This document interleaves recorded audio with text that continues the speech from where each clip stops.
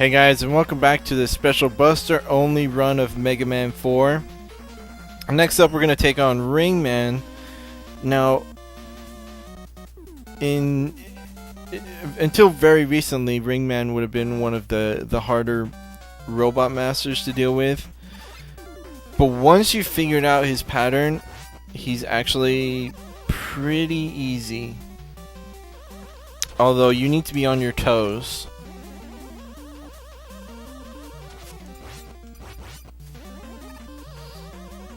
And we just make it through here. Whoops. His stage has become a lot more difficult now that I'm not allowed to use Robot Master weapons because of the number of mini bosses, particularly the hippo mini bosses. I always like to take care of those mini bosses from a distance with Rain Flush or even Pharaoh Shot, anything that you can aim upwards. But that option is completely out now. And again, I'm not using any glitches. There is a glitch. Well, I don't know if it's a glitch or an exploit really. But you can exploit. If you take damage, you can jump up over the hippo and just continue on to the next screen. But I'm not going to do that. I'm going to fight him legit and take him out that way. I am going to use the scrolling trick to make enemies disappear or despawn, because that's a typical Mega Man strategy, not exclusive to Mega Man. It's not really a glitch.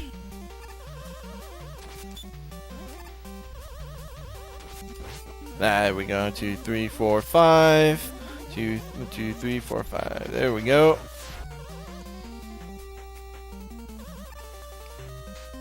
And again, we've got our second hippo boss.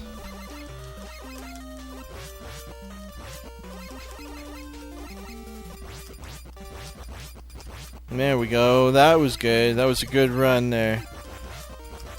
Wow, and I did get hit by that one. That's okay. Whoop.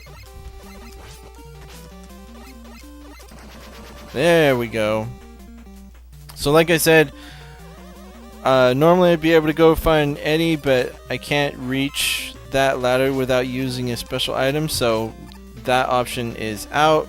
And I'm just gonna reset him, make all the other guys respawn. But they gave me health! Oh, whatever. Hate those guys.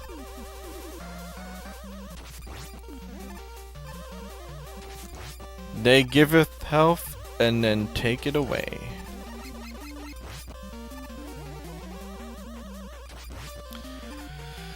But yeah, now that we're through here, there's not much else to say about this. I feel like this would have been a good spot for the stage to end, but it continues on for a little bit. I don't think the stage is too long. I just think it could have ended a little sooner, but it's not too bad. And I managed to get myself hit all 3 times there, so this is not it's not a great spot to be in when facing Ring Man under any circumstances, but I think we can pull it off. There we go. Jump over it and back. There we go. So you see what I'm doing is I'm jumping over it and then jumping over it again on the rebound and then hitting Ring Man. You can get in a couple of shots before he throws in his boomerang as well, but it leaves you less time to react to the boomerang he throws. And as you can see, I mean, he didn't hit me one time, so he's using that strategy. Again, you got to be on your toes, but I mean, he becomes a lot easier to deal with after that. And we get Ring Boomerang, which would be very useful. Except, I'm not allowed to use it. So, whatever. Whatever, dude. So we'll do one more Robot Master this episode, and that's going to be Skullman. I feel fairly confident I can defeat Skullman, Buster only, as long as I stick to his pattern.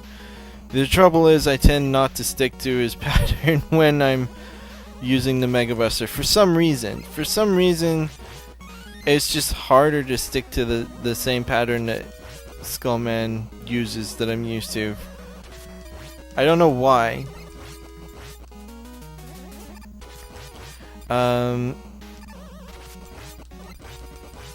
Now there are, like I said, there's 3 opportunities to get E-Tanks in this stage. And luckily all 3 are viable options because I can reach them without using a utility or weapon. However, the third one that I would need to go after, well, I don't need to go after, but the third one I would come across is a difficult option because there's a very good chance that I will die on the way back from picking it up. I have recently learned an easier way to get across that weird little gap jump that you have to make. There we go. Thank you, Eddie. So there's E-Tank number 1. And we'll head right to E-Tank number 2, which is over here. Now normally I take the top route because it's just easier to get through. But now I'm going through this way because that's the way to get to the E-Tank without using a utility. Normally I go for that health, which I don't even need right now, and then use wire adapter to get up to the E-Tank. But wire adapter is not an option right now because you can get it without using it, and yeah, I couldn't get it with it even if that was the only option. So there's E-Tank number 3, and this is the difficult one to deal with. This jump right there is not so hard on the way to the E-Tank, but is a pain on the way back. So what you want to do is slide, and even then it's very nerve-wracking. But as you can see, if you try and make that jump without sliding, it is possible, but it's extremely difficult. I'm going to charge here because I know there's a Skeleton Joe there. Shoot those guys. Get rid of... No, I guess not get rid of you. Oh, I knew it. There we go. The good thing is we're at full health for Skullman. They were kind enough to put a bunch of health there for us. And again, remember, he doesn't do anything until you shoot at him. Wait for the Skull Barrier to go away, slide away, jump over his shots. There we go. You want to try and stay in the corner as much as possible. Whoops, shot the wrong way. If you stay in the corner, he'll jump towards you, but it'll stop short and then use his Skull Barrier. If you're not in the corner, he becomes a lot less predictable. He might stop in the middle of the room.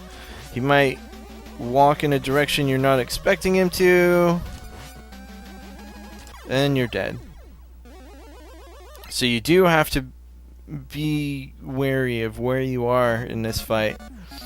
But he went down fairly easily, so no problem there. And that'll do it for this episode of this Mega Buster only run of Mega Man 4. We'll get that Skull Barrier, which we're never going to use. Whoopity-doo. I don't use it anyway. Although I should try experimenting with it a little bit, because I have friends who use it to get through areas, and it seems like a legitimate thing But I'm not going to do that because I'm not allowed to. Anyway, like I said, this is the end of this episode. I'll see you for the next one.